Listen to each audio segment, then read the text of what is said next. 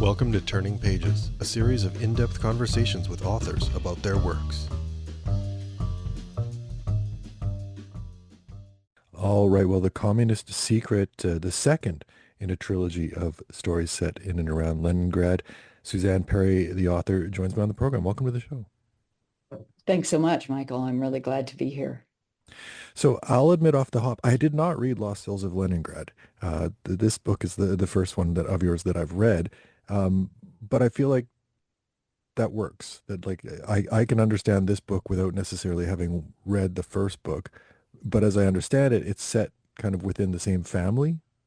Yes, that's exactly right. And thank you for saying that it works, because it was, of course, my objective is that all three of these books stand alone. You can read any one and you get a full story. If you read the first book, you understand some of the family dynamics and the other characters. And that's what you get. But yes, Katya, our protagonist in The Communist Secret, is in the first novel. She is the generation between the two main characters. The two main characters are grandmother and granddaughter. So Katya is the woman in between that generation, and she leaves very early in the war. And this is her experience. And in fact, these two novels, Lost Souls of Leningrad and The Communist Secret, are set at exactly the same time. They begin right just about at exactly the same time in July of 1941, and they move forward. Actually, Lost Souls ends right after the war ends, and this novel, The Communist Secret, goes a little bit further into that fall into later in 1945. So, yeah. So storyline wise, did you conceive of the two of them like at the same time, or like feel that like when you had Katya leave in the first book, like you had an idea of what her story was, or did that come out, after? Yeah, that came out after. When I had her leave, I hadn't yet sort of realized that there were more stories to tell. And it was probably it was on, I don't know how many drafts. I did really, really a lot of drafts of the first book. So I was maybe on the fifth or sixth draft, and I kind of realized, oh, wait a minute, Katya does have her own story, and also Alexander, her husband, has his own story, both of whom they are not really in the first book except very, very briefly. And so, yeah, it was partway through when I set out writing. I had just really, I had been working hard to learn how to write, and I just wanted to write that one book. But then very soon I realized there were more stories, so here I am. You mentioned learning how to write. This obviously writing wasn't your trade. You were a negotiator, and Yeah. I'm curious, kind of what led you to writing. Like, had you always been like an avid reader, or like what Yeah. itch was being scratched? Yeah, so I grew up in a house that was just filled with books, a 12-room old farmhouse, pre-Civil War farmhouse, and every room had bookcases and was filled with books.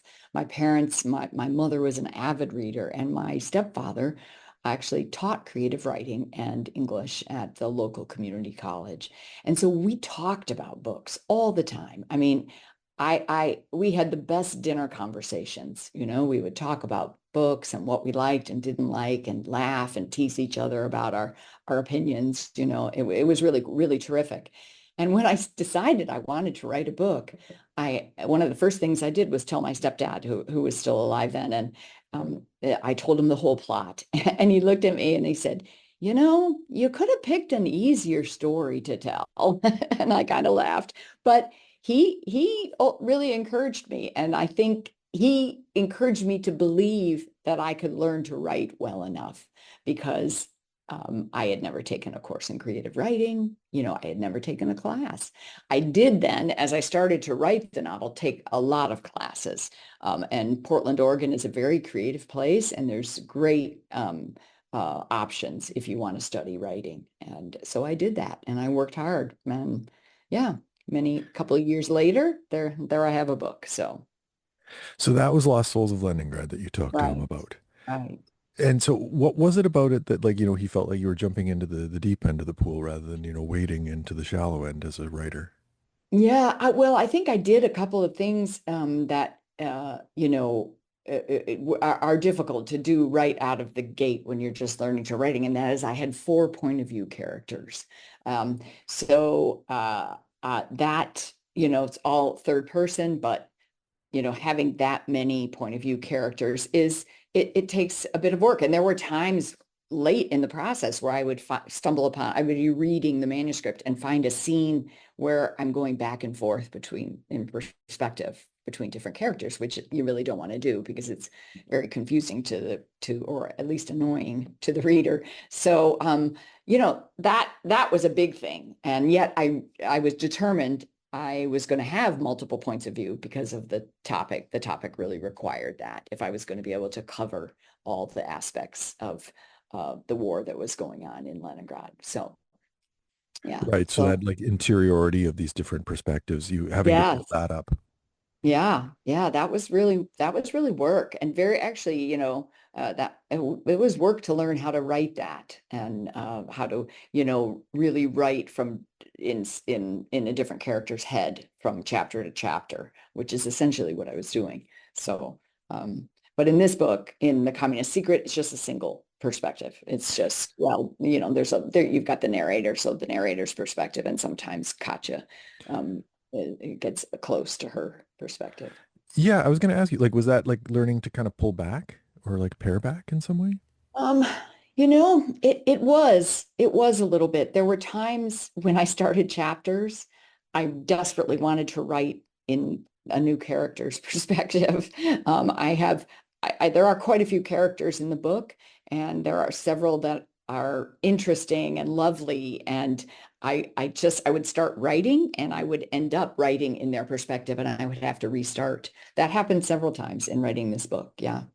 But I didn't want to, in part because of where Katya's story goes, which is in physically, it covers a lot of territory, and then emotionally, it covers a ton of territory. And it was just better, I thought, to just stay with her and not, try to tell these other characters' stories. It was just too much. So it's Yeah. her journey and then the people that she meets along the way. You kind of get a glimpse of them through her, but not through themselves. Exactly. That's exactly right. Yeah. Yeah. As you note in the author's note at the beginning, obviously like Staraya Russa, real place, some of these events were real, and then obviously the characters are fictitious, and then you invented like a little bit of, detail of things that happened. How important was like some sense of verite or like historical accuracy versus Yeah. like allowing yourself like the freedom to come up with something? Yeah. It was really a battle for me in this book. So the first novel is very historically accurate. That's why there are 4 different characters, so they could be experiencing different things that were going on during this blockade when the Germans blockaded and starved the city. And there were a whole set of events that I very much wanted in the book, and that actually dictated how many characters I had. In fact, but in The Communist Secret, that is different.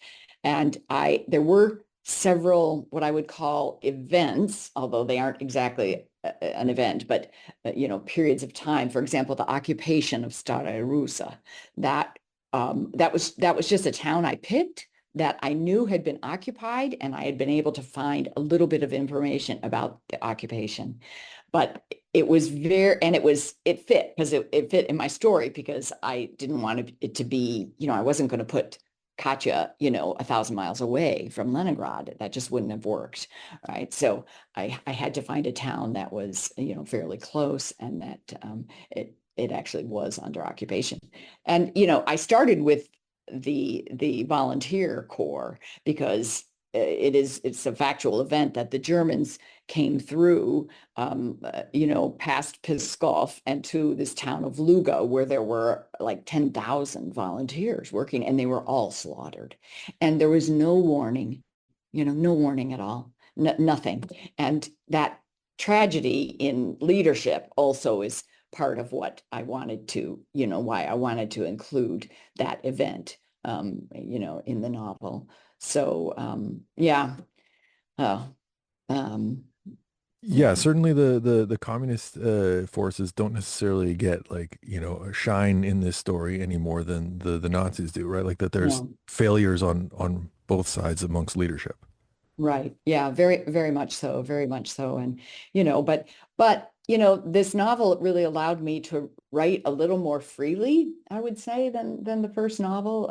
And I, I will say that I do rely fairly heavily on the fact that because I lived, even if though it was only for 3 months in Moscow, and then I actually worked with Soviets in the 80s with Soviet officials, right, when I was on the negotiating team.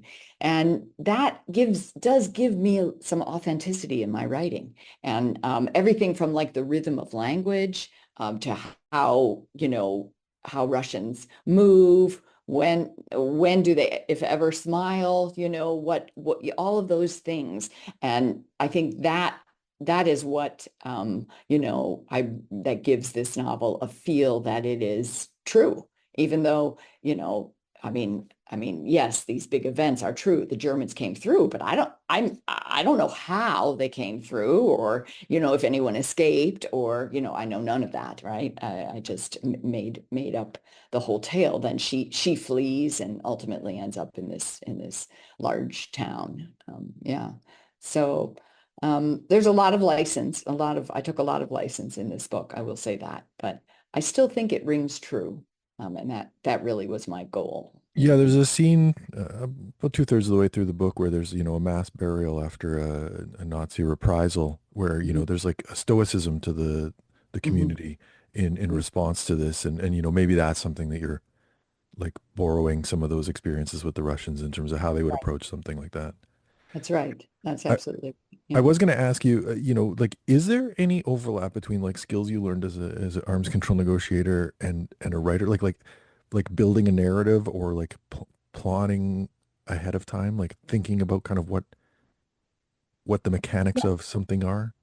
I did do a fair bit of writing at the Pentagon, but it was all, like sort of, memoranda and some small papers that would analyze things. It was all very, factual. But what it allowed me to do, I think, in some ways, is to really organize my thoughts.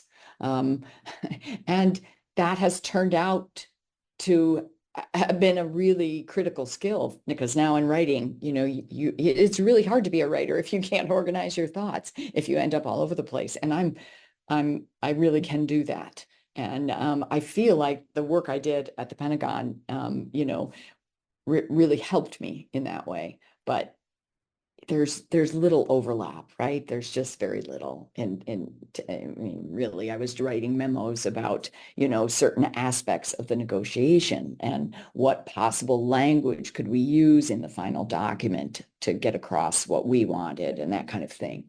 So, but I still feel, I don't know, I feel like, of course, it all helped somehow.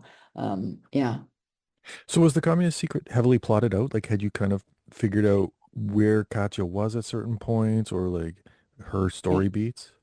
Yes, yes, it was. It was. Yeah, I am definitely a plotter. I don't, I mean, I would say there may have been one or two scenes that would tech that would qualify as saying I was a pantser, that where something that Katya was doing, it just came to me that this should happen, and I would move into a different scene than I expected. But I still plotted the entire novel out from, her going as a volunteer to Luga, the German attack. She's fleeing. She wants to get back to Leningrad. She can't. The Germans are everywhere. They stumble upon an abandoned collective farm. They take shelter there for a month. Then, Katya decides it's too risky. She goes into Staraya Russa and is under occupation. And of course, being under occupation was something I very much wanted in this novel, because it's not, and a lot of it's not much written about, and it is a lot in my head. I mean, I've read a ton about what happened, but it's still not what happened in Staraya Russa. So, and then going to join the partisans, including partisan forces in the book, was something I very much wanted. So I knew she had to go from, Staraya Russa to join the partisans at some point. And, how all the scenes of who of her friends then were killed, and how different things happened. Those, I would say, filled in as I started writing. Those were not all clear. Like the character of Anna, the young woman in the textile factory, that came to me much later after I had plotted out, the virtually the entire novel. But I wrote the last parts of this book before the book was way before the book was finished, because I knew where I wanted her to end up. And uh, yeah, so I mean, heavily plotted, that would be accurate. Sure enough. Now, obviously, you mentioned, she goes through a journey in terms of like physically, like, the Luga to Staria Russa, like she's trying to get someplace, but she also has kind of like an interior journey where like her her belief systems are challenged, right? Like Yeah. this is someone who's like an ardent communist, and like in some ways, like her mental walls come down, but her like emotional walls go up. Like, Mhm. am I reading that into it, or did you see that as part of Katya's journey?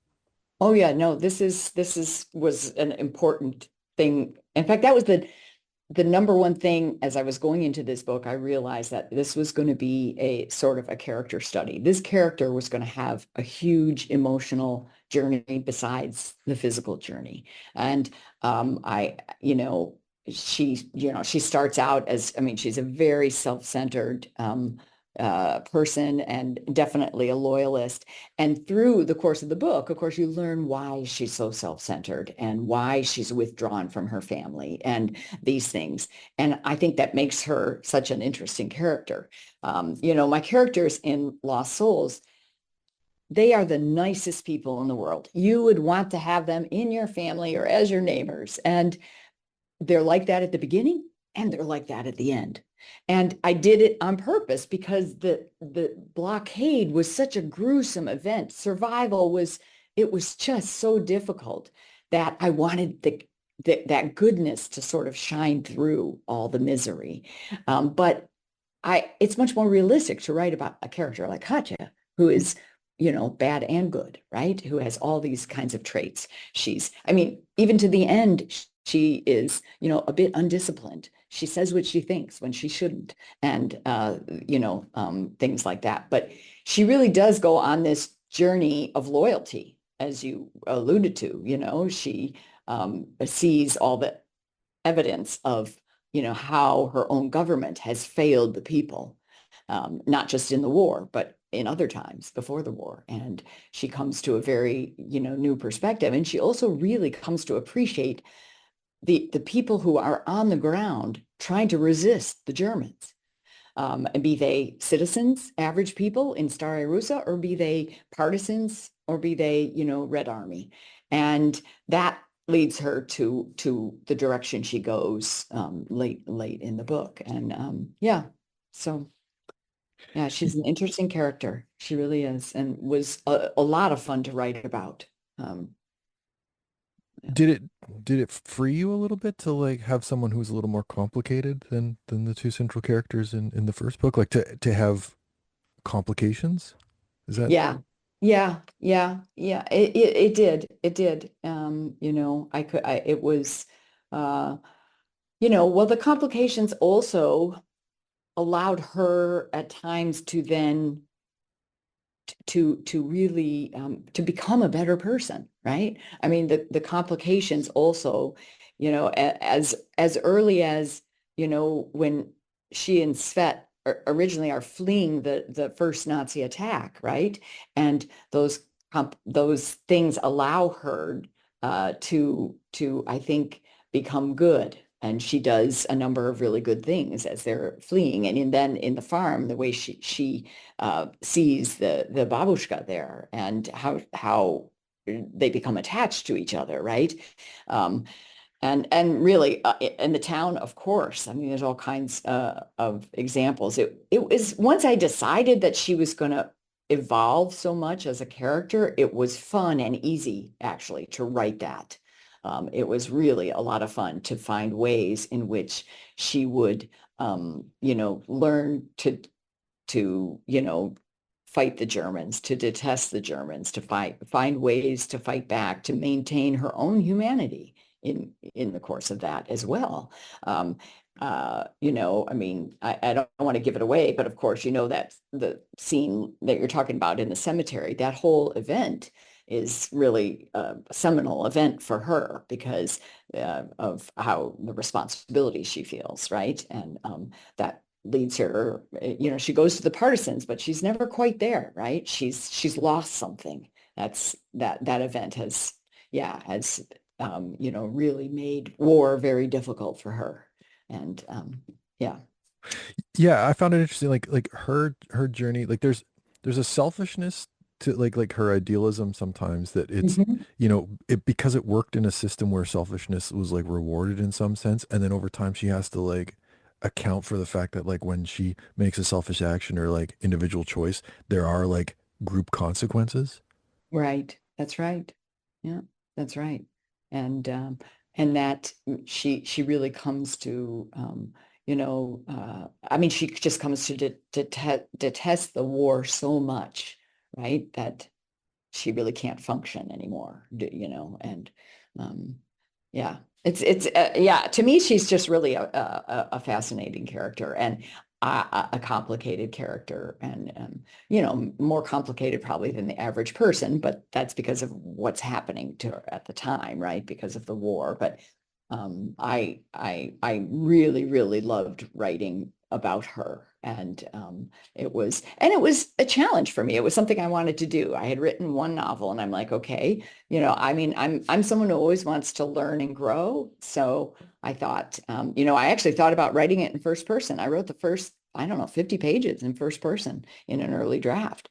And I just decided it was not working, and that's what I thought I would do. That would be a challenge to me to go to first person. But instead, I think I made her very, very complex. And that was its own kind of challenge. So, yeah. So when you say it wasn't working, I'm just curious what you mean by that. Well, all right. When I was writing everything in the first person, there were so many things I needed the reader to know. And Katya wasn't involved in all of those things, right? So, having a third person narrator, omniscient slash, also Katya, the camera was on Katya's shoulder some of the time, right? But other times it was pulled back and just a third person narrator that could see other things that were going on. And with first person, it was just all right in her head and in her eyes. And I didn't like the way I just didn't like the way it worked, and for me, I say it didn't work, but it did Sure. work, but I didn't like it. Right. It's like the mechanics of some of the story were Yeah. maybe limited Yeah. because she couldn't see certain things And happening. I thought the story would be a lot richer in the third person. I think that's what actually the word I would use to describe it. And I think it is. I still want to write in first person someday, but I don't know when that's going to be. So the third book, is it Alexander's story or It is. It is. and are And you like attempting to tell that differently? Like is it in, a different POV or way of telling things for you? no, it is not. It is, it is third person. And actually there are a couple point of view characters. But it's a fantastic story, I think. He's a Russian Jean Valjean, where from Les Mis, Victor Hugo, he's the good guy who's abused by the system repeatedly. And there's an evil, you know, interrogator who then is, chasing him down over long, through Siberia and things. So it's he's a fascinating character, and I really am enjoying the work I'm doing on that now. And that is a complicated book because it's the end of the story. I also sort of want to tie things up, right, and make sure the reader isn't left hanging about what happened to the characters in the first book or Katya. It all has to kind of get tied up in the last book of the trilogy, which is it's looking like it's going to work. So I'm happy about that. So do you have to go back and reread the first two books to figure out kind of what threads you have to tie together for this book?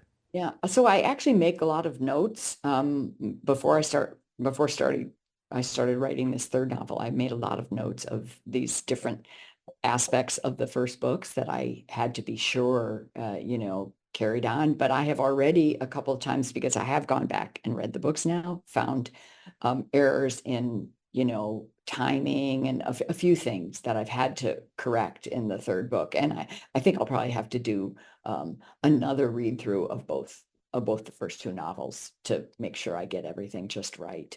Writing a trilogy, I didn't really know what I was getting into. And so you're absolutely right to point that out. It requires, the reader does not want anything to not fit or work, right? Everything from, dates of birth and all kinds of small things, so yeah. Yeah, I was gonna say, like, do you have like a calendar with specific dates? Like this has to have happened by then for this story within Yeah, the I context of the do. other story.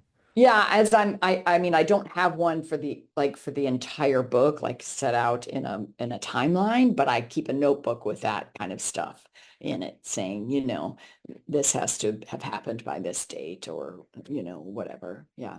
Well, I have to make sure things like, the siege of Leningrad is broken on a certain date and Katya can't go back to Leningrad until that happens, right? And so that was, things like that. Yeah. I just I just have a notebook that I write all those kind of issues and try to get them right. Well, Alexander's story will complete the trilogy, but book two, The Communist Secret, is out now. Suzanne Parry, thanks very much for joining me on the program. Yeah, thank you so much, Michael. It's really been fun talking to you. I appreciate it.